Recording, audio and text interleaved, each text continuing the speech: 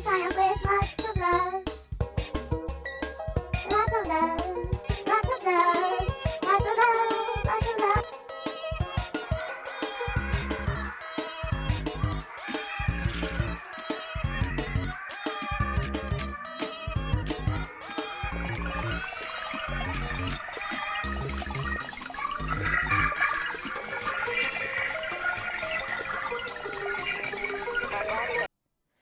Hello everyone, it's me, Sukai Todd, and I'm here today to review Doctor Strange in the Multiverse of Madness, aka Doctor Strange 2. As always, these are my subjective opinions, take what you want, leave the rest, and if you think this movie is too woke feminist, please leave now. Thank you for watching, bye! Also, another huge disclaimer, if you haven't seen the movie and you don't want it to be spoiled, bye! But if you have seen the movie and you want to hear me spoil it, by all means, stay. Just remember to please play nicely in the comments, because that's me being reasonable. Which, yes, we will get into that pun soon. But I just want to say I have a bias in this movie review, as most spoiler reviews do have biases of some kind, but in my opinion. But my bias is loud truck in the background, of course. Or loud car, sorry about that. My bias is I actually thoroughly enjoyed Doctor Strange in the Multiverse of Madness. So let's get into the characters.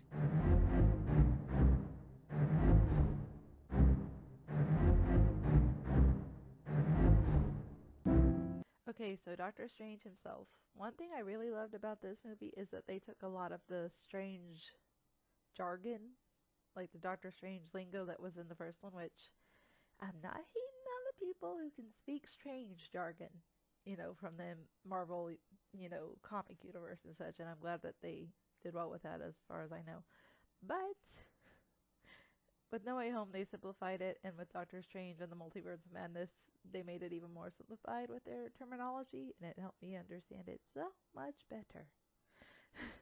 So yeah, Doctor Strange, I think he was a great character overall. I mean, Benedict, he killed it. He did a great job. I thoroughly enjoyed him acting opposite of Elizabeth Olsen, aka Wanda. And I thoroughly enjoyed how intense his character could be while also being snarky Doctor Strange that he is. And I wasn't really offended by the fact that he had a New Yorker American accent. Like, I know Doctor Strange is British. I know Benedict Cumberbatch is British. Sorry if I butchered his name.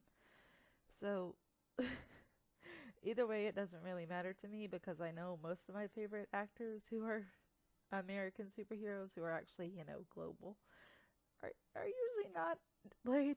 I mean, there are exceptions, but a lot of my favorite superheroes and supervillains are played mostly by people who are not really American. No offense.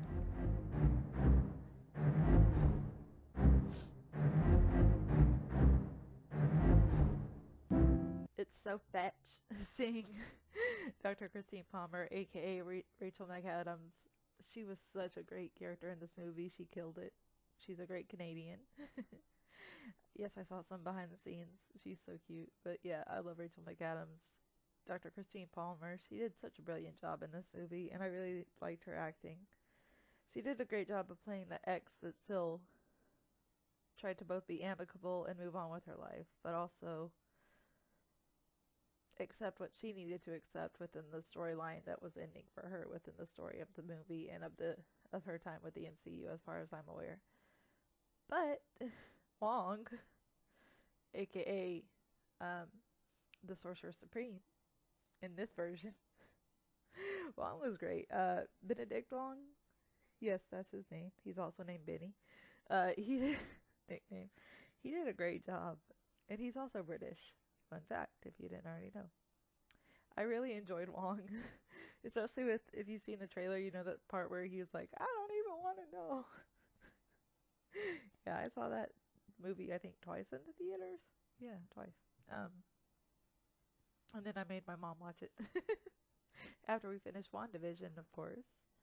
But yeah, Wong was great. What can I say? My only nitpick was about the Spider-Man jokes, and which I'll get to a little later, and also some weird nightmare about a clown chasing him. Like, I didn't need to know that. That was an example of too much information. But, you know, not hating on if that was an ad lib, good for him, but it's just not my cup of tea. Speaking of cups of tea, we'll get into that too, because there's a song on the soundtrack that I really loved called A Cup of Tea. The soundtrack done by Danny Elfman. And of course, Sam Raimi directed this film, so Danny Elfman is just duh. If you've seen Evil Dead, you know what I'm talking about. Better yet, Evil Dead 2. Because there was a point in this movie where things felt full on as Evil Dead as they could get without going rated R, in my opinion.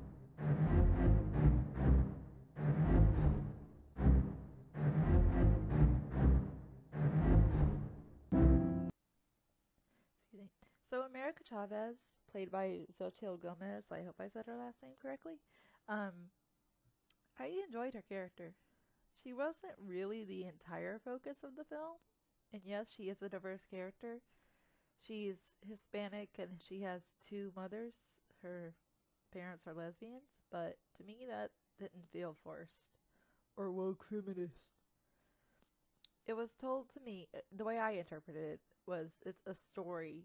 It's just a message within a story. It's not this like, OMG, she has two lesbian parents. Who cares? It was less about the parents and more about her finding her power and embracing her power. And there is nothing wrong with young children, which I wouldn't want people too young to watch it, but but there's nothing wrong with young women, girls, young people seeing a character like America Chavez, in my opinion, represent them in some way, whether it be ethnicity or just or background, or even just a young girl finding her way in life, because that was a lot of her character arc, as well as being babysat by Doctor Strange. But I think she's a very promising young actress. She was on Dancing with the Stars. I didn't vote because I don't watch Dancing with the Stars. But I hope she had a great time. And as I said with the actors who played Billy and Tommy in my WandaVision final episodes review, I pray to God Hollywood doesn't destroy such a beautiful bright light in Hollywood, because she's so fun to see on Instagram. She's so cute and she's so young. She does not deserve all the bashing she's gotten from the manosphere of YouTube. Sorry, not sorry. And she's been in acting for a long time, even though she's younger than me, but like she deserves to be treated with respect and better treatment from other viewers, if my ladies know what I'm talking about. But yeah, I think America Chavez was great. My only nitpick was, again, the Spider-Man joke that was completely unnecessary. Felt like kind of a diss. Comment below if you want me to review Spider-Man No Way Home. Not like I'm already thinking about it. But yeah. Yeah, I enjoyed America Chavez's character. And I think Xochitl Gomez has, sorry if I butchered her name again, has a great future ahead of her.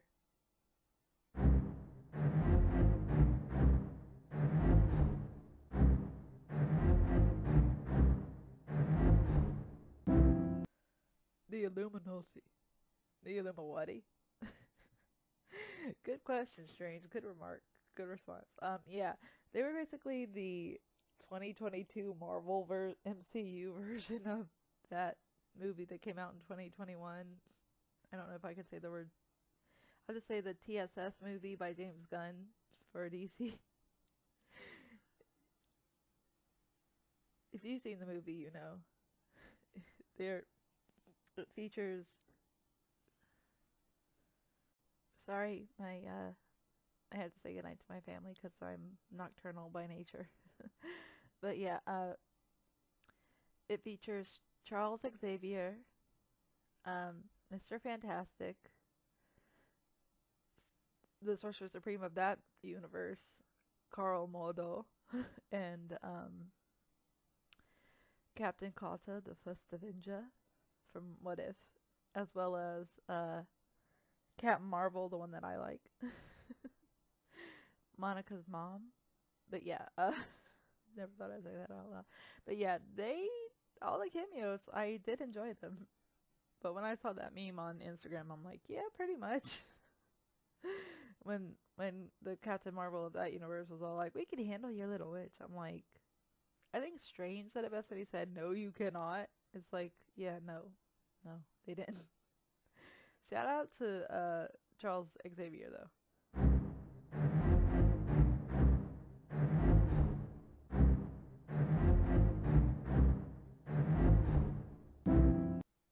Yeah, Professor X. Yeah, he was in this movie. He did such a great job.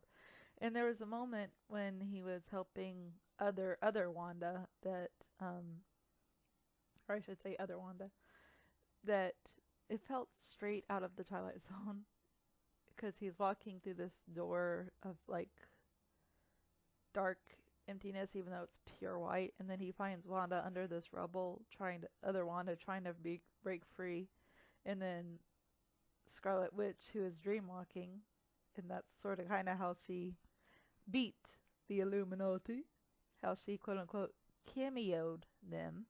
We'll use that word. You know what cameo means if you've seen my other reviews. But yeah, after the Illuminati got cameoed by the Scarlet Witch, Professor X also got cameoed in a pretty brutal fashion. But it was great hearing him approve Doctor Strange and be like, just because someone stumbles and loses their way doesn't mean they're gone forever. We'll see what kind of Doctor Strange you really are. And when I first saw that, well, second time I saw it, I was like, and even when I rewatched it, I was like, he got approved by the sensei. Like, I had a moment, I'm like, Doctor Strange was approved by Professor X.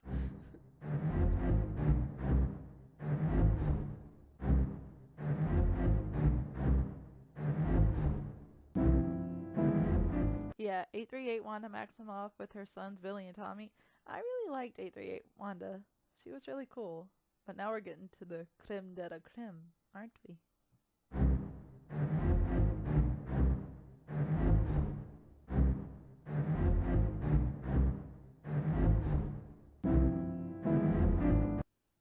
That's what every mother does. Wanda along with Strange, I feel like they genuinely carried the movie. I mean, don't get me wrong, I do enjoy what America Chavez did. Her work was great. And those cosplay photos are about as close as you'll get to having a face reveal of me, so enjoy them. Because that's me being reasonable. But yeah, I think Scarlet Witch's story arc in this part of the MCU really was well executed. I know there are differing opinions on that, but in my opinion, I think seeing the Scarlet Witch becoming a full-on villain was needed for her character development. And I think it suited her, because she always had that fire in her. I just think she needed a movie where she could fully express the Scarlet Witch that needed to be released and unleashed. Which is, very much her character arc. But she also had to find herself. It was also her story of accepting her life as the Scarlet Witch and as a human. Not just the Scarlet Witch, but as a woman who had dealt with so much tragedy. Her grief became rage, and her rage consumed her, which I think is perfectly valid. In the context of grief itself, I do not agree. I want to repeat this. I do not agree with her cameoing that many people. And torturing some of them, too. Like, no. I don't agree with her being I'll just say it, psychopath. At all, I don't. But it makes for good writing. And I know some of the action scenes weren't the best, according to some, but I thought the action scenes were decent. The Illuminati fight was... I think the only action scene that kind of got on my nerves was when Captain Marvel of this version and Wanda were just twirling. It just felt off, but in a little rush. But that's a nitpick I'll get into a little later. That's what every cosplayer does. If you knew there was a universe where you were happy, wouldn't you want to go there? I know better than most what self-deception looks like. I mean, Wanda's not wrong. Again, I don't agree with her choices in the film. I genuinely and obviously don't agree with like cameoing people. That's not good. We shouldn't do that to people, especially not innocent people. And I don't agree with her decision to try to steal America Chavez's light and cameo. Hopefully you heard the air quotes there. Her. Because, that's wrong. But I do sympathize with where she was coming from. She's a very sympathetic villain, in my opinion, and one that made sense. It made sense after the events of WandaVision to me that she would be a full villain,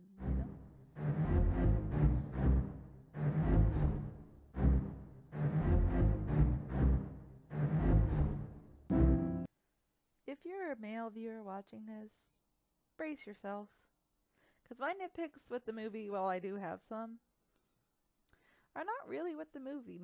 Although I don't love every single microsecond of the film. No, I'm human.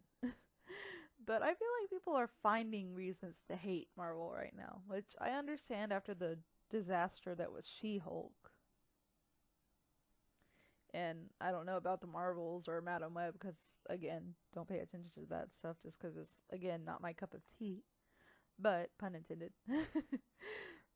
But I feel like the fandom has become so overly hateful. And my tip for people who hate this movie, if you're still watching this video and you like my talking voice or whatever,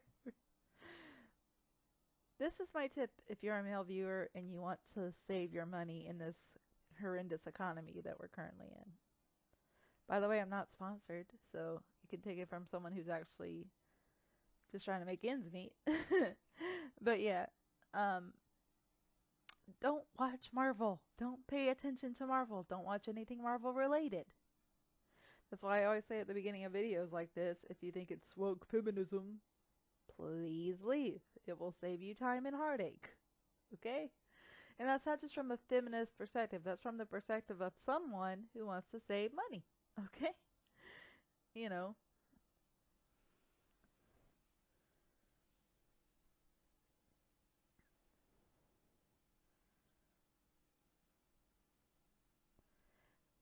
You don't have to watch any Marvel movie.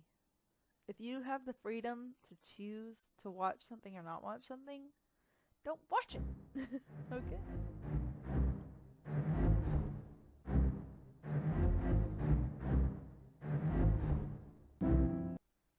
Yes, this film is definitely overhated, in my opinion. Overrated? Not really. But overhated, most definitely.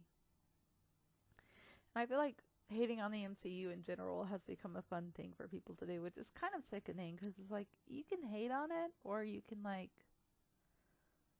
do something constructive with your time.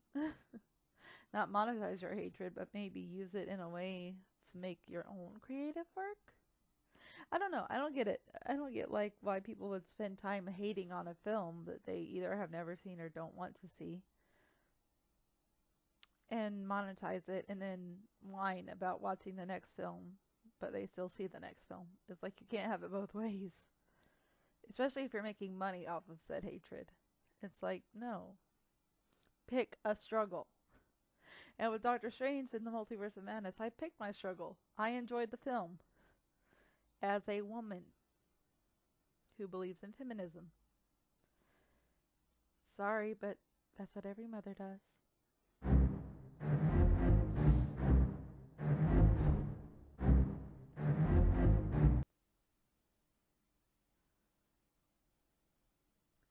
So yeah, I feel like this movie is really brilliant. I would say 4.7 out of 5 stars. I know most people would say 4.5, which is probably more accurate, but I can math. 4.5 out of 5 stars. 9.5 out of 10 stars. It's a really good movie in my opinion. But as always, these are just my thoughts. Take what you want, leave the rest. And I will see you in my next video. Bye! Thanks for watching.